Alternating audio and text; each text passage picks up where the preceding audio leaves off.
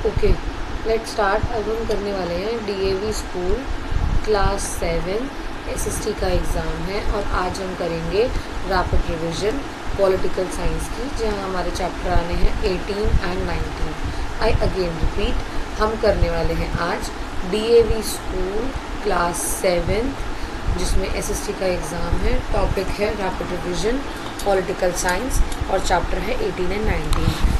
ये दोनों ही चैप्टर जो है वो टोटल मिला के आ रहे हैं 26 मार्क्स के। कंटेंट मैंने यहाँ लिख दिया है और हर पेज पर कंटेंट अवेलेबल है।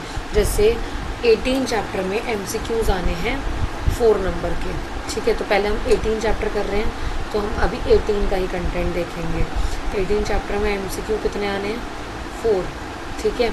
वेरी शॉर्ट आंसर्स आने हैं 1, शॉर्ट आंसर आना है 1, ठीक है। और सोर्स बेस आंसर आना है 1। लॉन्ग आंसर यहाँ पर कोई भी नहीं आएगा, ठीक है। तो मैं यहाँ पर आपको रिवीजन करा रही हूँ। आपको कोई चीज़ नहीं समझ में आए तो मुझे साथ साथ बताते रहना, और मैं इसमें इंपॉर्टेंट बताती जा रही हूँ। पेपर में कैसे कौन सी चीज़ आ सकती है और कौन सी चीज़ को कैसे मोल्ड आउट करके लिखा जाएगा और हमें कैसे आंसर लिखना है, ठीक है।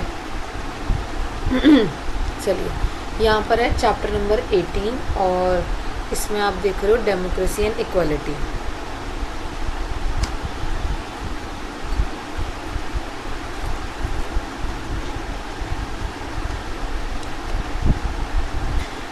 तो चैप्टर का नेम है chapter number 18 democracy and equality. पहले हम देखेंगे यहाँ पर जो उन्होंने बोला है वो ही मेन कंटेंट यहाँ पर हम लोग देखने वाले हैं, ठीक है। यहाँ पर पहले हम ढूंढेंगे एमसीक्यूज़। पूरे चैप्टर में हम लोग 4 एक नंबर के एमसीक्यूज़ आने वाले हैं ना, है ना। तो मैं आपको एमसीक्यूज़ के बेसिस पर पहले बता रही हूँ क्या क्या आ सकता है। जैसे एमसीक्यूज़ के बेसिस पर मैं यहाँ पर ना येलो कलर ले रही हूँ, वो सारा एमसीक्यूज़ वाला है, ठीक है। एमसीक्यूज़ के बेसिस पर आपसे ये पूछ लेंगे कब आज़ाद हुआ था। प्रीएम्बल पूछ लेंगे कहाँ पर होता है, कहाँ होता है? स्टार्टिंग में होता है। कॉन्स्टिट्यूशन के स्टार्टिंग में आपको क्या मिलेगा? प्रीएम्बल मिल जाएगा, ठीक है। प्रीएम्बल दिख रहा है यहाँ पे आपको।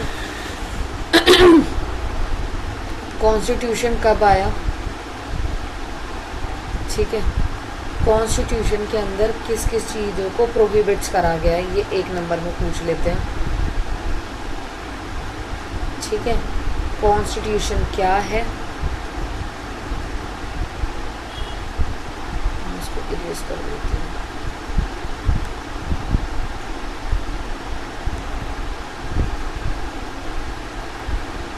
ये पूछ लेंगे अंबेडकर ने क्या कहा था, स्टेटमेंट दे देंगे और पूछ लेंगे ये किसकी स्टेटमेंट है। यूनिवर्सल एडल्ट फ्रेंचाइजी के बारे में पूछ लेंगे, जहाँ पर आपको 18 साल से ऊपर का वोटिंग राइट दिखाना पड़ेगा। 1 मैन 1 वोट पूछ लेते हैं, ठीक है। एमसीक्यूज़ का ही बता रही हूँ मैं अभी सबसे मल्टी पार्टी सिस्टम क्या होता है, कोलिएशन गवर्नमेंट क्या होती है, ये पूछा जाता है, ठीक है। राइट टू इक्वलिटी के मेन प्रोविजन ऑप्शंस दे देंगे, ठीक है। और कहेंगे कौन सा ऑप्शन करेक्ट है या इनकरेक्ट है, ऐसे बताओ। खान बहादुर के बारे में पूछा जाएगा, अनटचेबिलिटी को बैन करा था उन्होंने, ठीक है। गवर्नमेंट के राइट टू इक्वलिटी के 2 तरीके पूछे जाते हैं,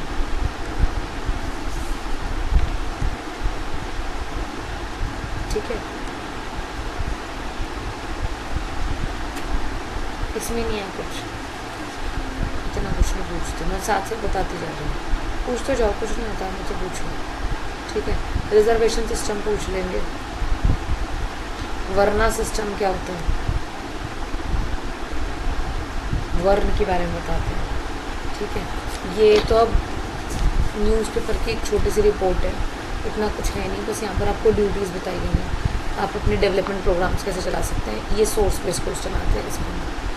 बाकी आपको एक्सरसाइज पूरी सॉल्व करनी है, एक्सरसाइज पूरी सॉल्व करके जाएंगे, ठीक है। और ये हम कर भी चुके हैं। मैंने अब आपको क्या बताया, 1 मार्कर इस चैप्टर के। अब मैं आपको इसी चैप्टर के जो आगे आने वाले हैं शॉर्ट आंसर्स ये मैंने आपको बता दिया। मैं आपको बताऊंगी वेरी शॉर्ट आंसर्स। यहाँ पर सिर्फ वेरी शॉर्ट के अंदर आपको आएगा एक क्वेश्चन आएगा, वो भी 2 नंबर का आएगा। ठीक है, ये कितने नंबर का आएगा? 2 नंबर का आएगा। वेरी शॉर्ट 2 नंबर का आएगा। ठीक है, ये सिर्फ एक इंट्रोडक्शन का पार्ट है, इसमें से कुछ नहीं आ सकता। ठीक है, आपसे इस स्फेयर में पूछ सकते हैं, यहाँ से क्वेश्चन उठ सकता है। ठीक है,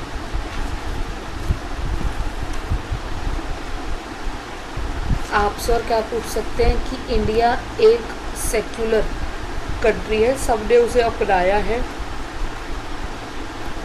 अब आपको उसको गिव रीज़न बताना है, नहीं तो बोल देंगे जस्टिफाई, कैसे है, किस बेसिस पर है। तो आपसे क्या पूछा जाएगा कि हम किसी भी बेसिस के ऊपर इसके ऊपर डिस्क्रिमिनेशन नहीं करते हैं। ठीक है, जैसे मैं आपको बताती हूँ, इंडियन सोसाइटी में काफ़ी लंबे टाइम से रीजनल कास्ट और इकोनॉमिक स्टेटस को लेकर अपलिफ्टमेंट हमें करना चाहिए, पर ऐसा हो नहीं रहा है। इसकी जगह क्या हो रहा है? एक्सप्लॉयटेशन हो रहा है। तो हमें क्या करना चाहिए? ऐसे क्वेश्चन पूछ सकते हैं, मतलब यहाँ से क्वेश्चन पूछेंगे। ठीक है, आंसर इसकी जगह ये हो सकता है। क्या करना चाहिए? हमें सेकुलरिज्म अपनाना चाहिए, जो कि इंडिया का एक हिस्सा है। सेकुलरिज्म का मतलब क्या होता है कि हर किसी को अपने धर्म को अपनाने की और किसी के धर्म की निंदा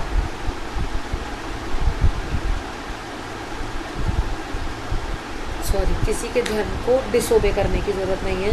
हमें अपनी कास्ट और सबकी कास्ट को इक्वली रिस्पेक्ट करना चाहिए। ये यहाँ पर है। ठीक है, ये पढ़ के चले जाना, ये 1 मार्कर्स में से कवर हो जाएगा आपका। ये पूछा जा सकता है डिस्क्रिमिनेशन, अडल्ट फ्रेंचाइजी के बारे में थोड़ा सा पूछ लेंगे। तो आपको बताना है राइट टू वोट है, जहाँ पर किसी भी कलर, कास्ट, रिलीजन, ये इंपॉर्टेंट लाइन है। ये लाइन इंपॉर्टेंट है, ये बताना आपको, जिसमें आप 1 मैन 1 वोट बताओगे। ठीक है, फिर ये पार्टी कैंडिडेट्स के बारे में, इसमें से इतना कुछ नहीं आता। कोलिशन गवर्नमेंट में सीधे क्वेश्चन आता है हर बार। मल्टी पार्टी सिस्टम में सीधा क्वेश्चन आता है। ओपोजिशन का क्या रोल है, ये पूछते हैं। हाँ, करा रखा है मैंने ये वाला। ठीक है, ये पूछते हैं डायरेक्ट राइट टू इक्वलिटी के प्रोविजंस बताइए। स्टेटस और अपॉर्चुनिटी को कैसे ग्रांट करते हैं, ये पूछते हैं। ठीक है, ये सिर्फ ना स्टोरी बेस्ड है, इसमें से आता नहीं है, पर अगर आ गया तो आपको ऐसे बताना पड़ेगा कि उसके पास क्या है क्या नहीं है। ये वैल्यू बेस्ड क्वेश्चन है बेसिकली, ये वैल्यू बेस्ड क्वेश्चन है। सोर्स में से ये पूछे जा सकते हैं। 2 नंबर का क्वेश्चन है ना, 1 पॉइंट ये लिखना, 1 पॉइंट ये लिखना। मीनिंगफुल प्रोग्राम्स कैसे चलाएं हैं, ये आता नहीं है, पर अगर आपको पैराग्राफ में से दे दें तो आपको ये रीड करके जाना, पैराग्राफ पॉइंट ऑफ व्यू से इसे रीड कर जाना। ठीक है, जैसे बोल देंगे ऐसे ऐसे मिड डे मील स्कीम चलाई है और रिजर्वेशन है, आपसे मतलब पैराग्राफ ही होगा। और क्वेश्चन पूछेंगे अलग, जैसे मिड डे मील स्कीम है तो किन बच्चों के लिए चलाई गई है, कैसे बच्चे थे वो, किन को मिल नहीं रहा है। उसमें पैराग्राफ तो सेम है, बस आपको क्या बताना, रिजर्वेशन बच्चों के लिए चलाई है, जो कि किसके लिए ज़रूरी है, शेड्यूल कास्ट, शेड्यूल ट्राइब्स के लिए। तो ऐसी चीज़ें बताएंगे। इंडिपेंडेंस के बाद क्या चीज़ ज़रूरी थी, क्या चीज़ें ज़रूरी नहीं थी, ऐसी चीज़ें। ठीक है, इसमें से तो कुछ नहीं आता है। मिड डे मील इनका हॉट टॉपिक है, ये पेज इम्पॉर्टेंट है, ये इम्पॉर्टेंट पेज है, ये पढ़ के जाना अच्छे से, ये पूछते हैं। इसके बाद तो ख़त्म ही हो गया है चैप्टर। मैंने आपको 2 मार्कर बता दिए। ठीक है, अब मैं आपको इसी पेज में से शॉर्ट आंसर्स बताऊंगी। जो एक आएगा वो आएगा 3 नंबर का। लॉन्ग आंसर इसमें से आना नहीं है। सोर्स बेस्ड मैंने आपको बता दिया, वो जो मैंने आपको बोला था ना VBA बता सकते हैं, वो सोर्स बेस्ड वाला क्वेश्चन है। अब आपका सिर्फ एक क्वेश्चन बचा है, 3 नंबर वाला क्वेश्चन। 3 नंबर वाले क्वेश्चन में देखो मैं आपको बताती हूँ क्या आता है। ये 3 नंबर का क्वेश्चन है, ये पैराग्राफ 3 नंबर का क्वेश्चन है इस पेज का। ठीक है, और अगर कुछ समझना है कोई पैराग्राफ तो मुझसे समझ लेना अभी। ठीक है, इंडिपेंडेंस के बाद रिजर्वेशन के लिए क्या क्या चीज़ें आएंगी, वो 3 नंबर का क्वेश्चन है। ये 3 नंबर का क्वेश्चन है। कंपलसरी फ्री एजुकेशन क्या क्या प्रोविजन लेके आए, 3 नंबर का क्वेश्चन है। यहाँ से भी 3 नंबर का क्वेश्चन उठता है। तो आपको 3 नंबर के क्वेश्चन में क्या बोल रहे हैं, इसे थोड़ा सा एक्सप्लेन, ये लिख दो ये 2 पॉइंट दे दो और प्रोग्राम्स में क्या क्या चला गया वो एक्सप्लेन कर दो। वो 3 नंबर का क्वेश्चन है। ये तो वैल्यू बेस्ड क्वेश्चन है जो मैंने अभी आपको बताया, ठीक है, सोर्स बेस्ड क्वेश्चन है। इसमें से आता नहीं है पर समटाइम्स दे देते हैं, आता नहीं है, अगर आए तो 2 नंबर में जो लिख रहे थे उसके नीचे कंक्लूजन डाल देना। कंक्लूजन सब हर किसी के नीचे डालना है, मैं आपको दिखाती हूँ इसमें, ठीक है। बेसिकली आपका मेन कंटेंट जो जितना नंबर का है ना वो मैंने आपको बता दिया कि इसमें से क्या क्या आएगा। ये तो सब आपको पूरा करके ही जाना है, ठीक है। ये हमने पहले कर भी दिया है, तो इन द ब्लैंक्स भी भर के जाना है। ये रहे वो क्वेश्चन। सेक्युलरिज्म क्या है? Main function of opposition party, मैंने आपको बता दिया। रिजर्वेशन क्यों ज़रूरी है? सेक्युलरिज्म क्या है? यूनिवर्सल फ्रेंचाइजी क्या होता है? ये सब मैंने ऊपर कवर कर दिया, ये सब ऐसे ही आते हैं। राइट इक्वलिटी मैंने अभी कवर करा है। रिप्रेजेंटेटिव कैसे चेक करते हैं वो मैंने अभी आपको बताया है, ठीक है। फैक्टर बताने इनक्वालिटी और हैम्पर कैसे करता है डेमोक्रेसी में, ये आ सकता है, ये इंपॉर्टेंट क्वेश्चन है। बेनिफिट्स क्या है रिजर्वेशन के, ये आ सकता है, ये इंपॉर्टेंट क्वेश्चन है, ठीक है। क्वेश्चन नंबर 3 भी इंपॉर्टेंट क्वेश्चन है, ये आ सकते हैं, ये पूछे जा सकते हैं, ये करके जाना। वैल्यू बेस्ड क्वेश्चन देखो, इसमें आपको ये बोल रहा है आ सकता है, मिड डे मील का ही उठा के दिया देखो मैंने, जो मैं आपको बता रही हूँ, ओम प्रकाश वाला, तो ये भी सॉल्व कर लेना बैठ के, ठीक है। इसको निकालना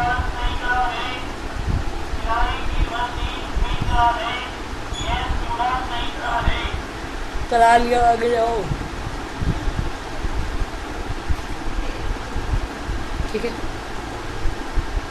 समझ आया। अब बेसिकली आपको आंसर राइटिंग करनी कैसे है?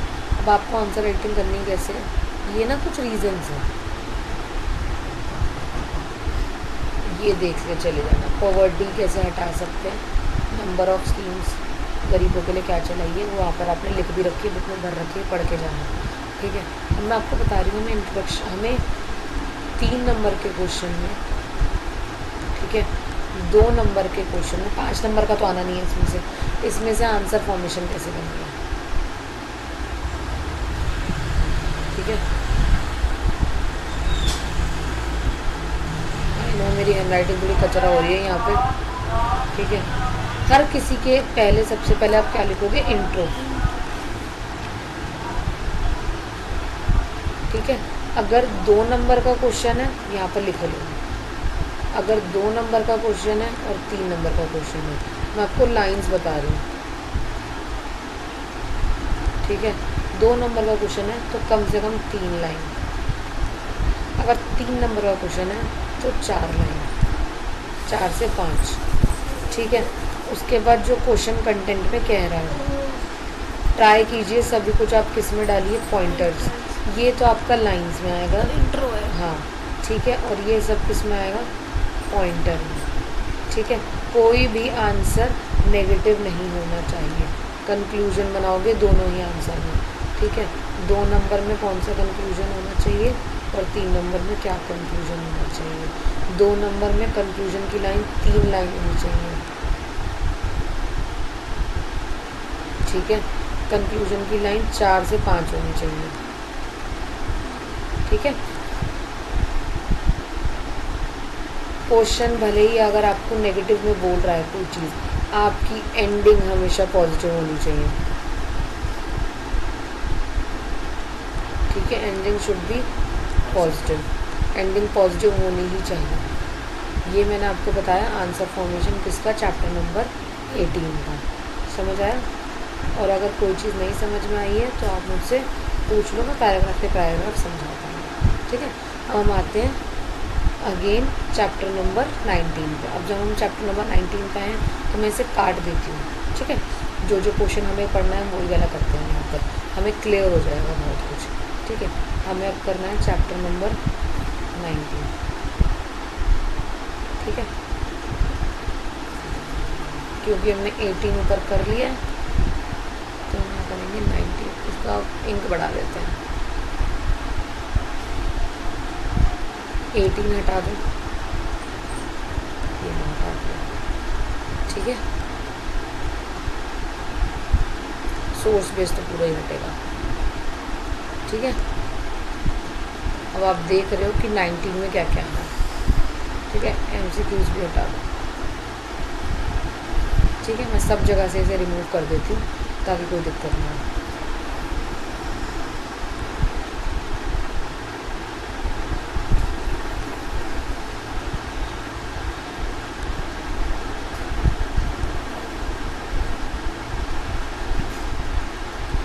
पे एल था, सॉरी।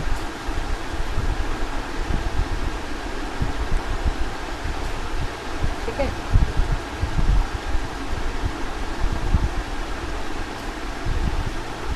यहाँ सोर्स बेस तो आना ही नहीं है, ये वाला भी नहीं आना है ना, और DBA में से भी नहीं आना। ठीक है, MCQs में से भी नहीं आना। 18 हमने कर लिया। अब हमें सिर्फ इसका इतना ही क्वेश्चन करना है, उसके अलावा कुछ नहीं करना। MCQs भी हटा दो, 2 नंबर भी हटा दो, 18 भी हटा दो, सोर्स बेस भी हटा दो। This is the last page of this chapter. ये भी हटा दो, ये भी हटा दो, ये भी हटा दो, रिमूव करो क्योंकि हमने पढ़ चुके हैं। ये भी हटाइए, ये भी हटाइए। चलिए ख़त्म अब तो। अब मैं आपको यहीं से ही बताना चालू करती हूँ। ठीक है, यहाँ पे आ जाओ वापस। अब देखो, मैं पहले आपको बता रही हूँ 1 मार्कर। ठीक है, MCQs में 3 ही क्वेश्चन आएंगे यहाँ पर, और वो भी 1 मार्क के आएंगे। जैसे मैंने पहले बताया था उस वाले में, वैसे मैं इस वाले में बता रही हूँ। पहले सबके मैं 1 मार्क बता रही हूँ, 1 मार्क को मैं येलो कलर से हाईलाइट कर रही हूँ। ठीक है, चलो 1 मार्क के अंदर आपको बता देंगे। पहले पूछ लेंगे इंडिया कौन से लार्जेस्ट नेशन में आता है, 7th। ठीक है, कितना एक्सटेंड हुआ है, 16 किलोमीटर, वो सॉरी 16 नहीं, सॉरी एक्सटेंडेड कितना, 3.2 मिलियन। ठीक है, डिवाइडेड इनटू, इसे अपडेट कर लेना। अब कितने हो चुके हैं, 28 स्टेट और 8 यूनियन टेरिटरी। ठीक है, डिवीज़न ऑफ पावर किस किस के बीच में है, स्टेट और सेंटर के बीच में। कितनी लिस्ट है हमारे पास, 3 लिस्ट हैं। कौन कौन सी है, यूनियन लिस्ट। यूनियन लिस्ट में कितने टॉपिक हैं, 97। स्टेट लिस्ट में 66, कंकरेंट लिस्ट में 47। अब ये डाटा अपडेट हो चुका है, इसे अपडेट करना है। आपकी बुक में अलग है, ये मैंने पीछे वाली बुक से लिया, तो आप लोग अपनी अपनी बुक्स का पढ़ेंगे। सेंटर को पावरफुल सबसे ज़्यादा कौन होता है, सेंटर होता है। कौन होता है, सेंटर होता है। ठीक है, समझ में आया। अब वो सेम चीज़ करेंगे।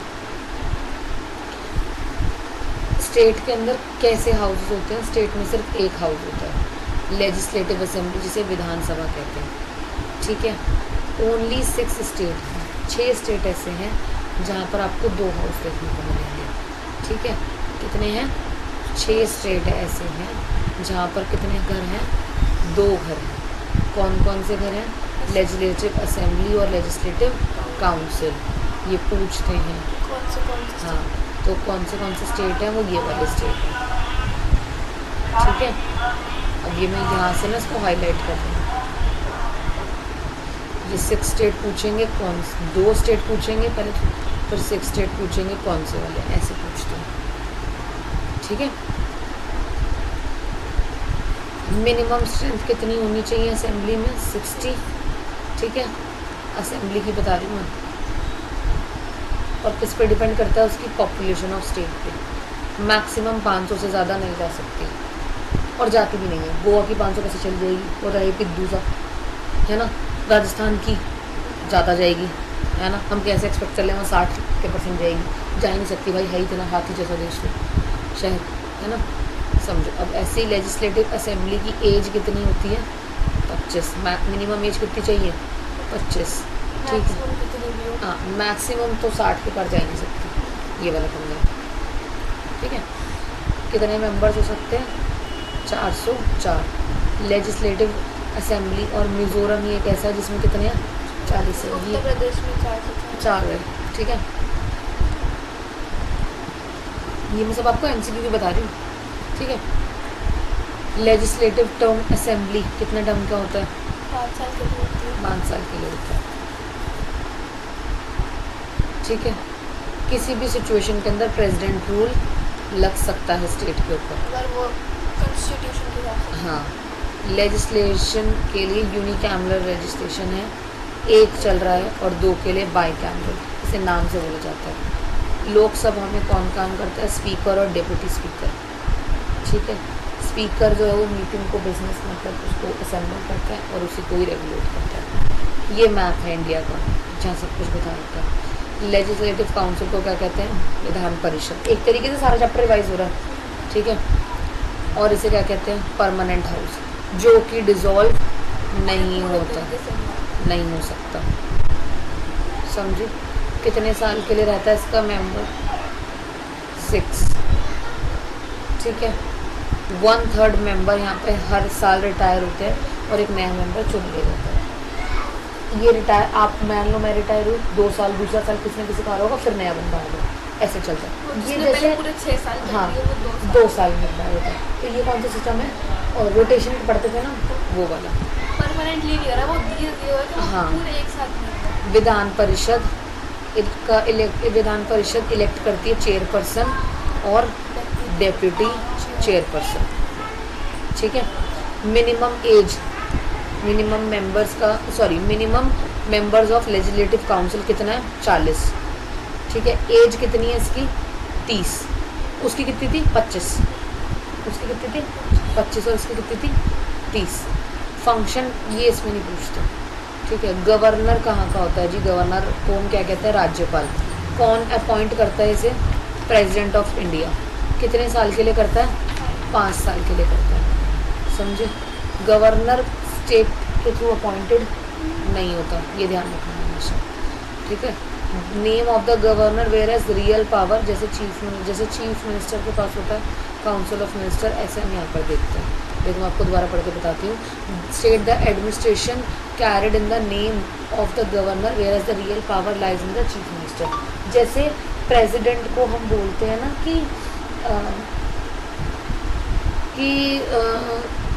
ये ना दिखता हुआ राजा है, ऐसे ही गवर्नर है। ये राजा तो है पर दिख नहीं रहा है, मतलब पावर जिसके हाथ में भी है, पर एथिकली सारी पावर सब चीज़ों पर फ्रंट फुट पे कौन आएगा? Chief minister. जैसे फ्रंट फुट पे कौन आता है? प्राइम मिनिस्टर है। पर एथिकली सारी पावर्स किसके हाथ में? प्रेसिडेंट के हाथ में। और एथिकली मोस्ट पावर्स किसके हाथ में? गवर्नर के हाथ में। ऐसे होते हैं दोनों। ठीक है। देखो लिखा दिया, like the president of at the centre and government perform at the function of the advice of chief minister. ये पावर्स नहीं पूछते। राजगोपालाचार्य ये पूछते हैं, 20 मंथ का बताते हैं इनको। चीफ मिनिस्टर पूछ लेंगे, ये भी नहीं पूछते। कितने डिस्ट्रिक्ट के बारे में पूछा जा सकता है। यूनियन टेरिटरी पूछ लेंगे, ये आपको बतानी है, पूछते हैं। ठीक है। कौन सा फंक्शन कैसे काम करता है, ये पूछा जाता है। ये वाला जो पूरा टेबल है ना, ये जो सर्कल में बना रही हूँ, ये पूछा जाता है। ठीक है। कौन सा स्टेट किसके बाद आता है, कौन किसके बाद आता है, कैसे पूछा जाता है, ये और कुछ नहीं।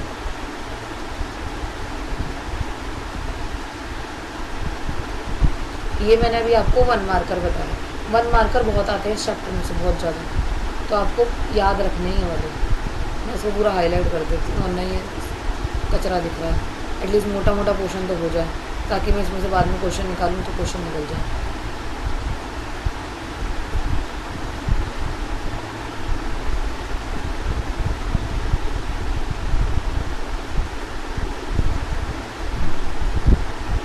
ठीक है। चलो अब हम आते हैं, 1 मार्कर तो हो गए हमारे। ठीक है। MCQ सेक्शन ख़त्म। अब आएंगे वैल्यू बेस्ड क्वेश्चन, जो एक आएगा।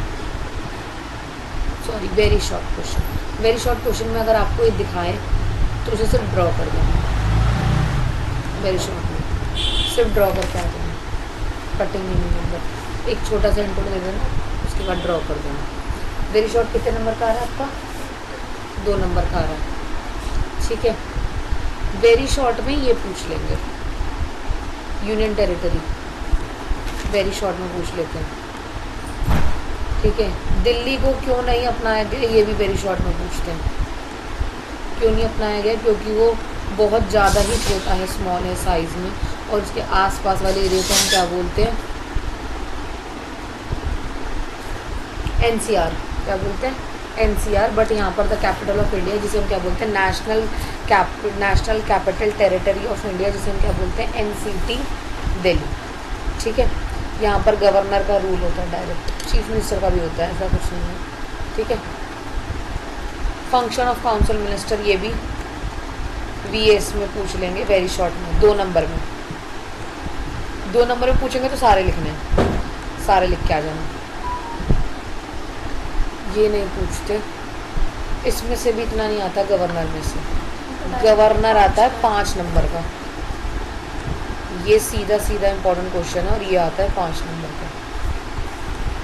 पूछते हैं भाई, पूछते हैं हर साल पूछते हैं। फेवरेट क्वेश्चन है टीचर का।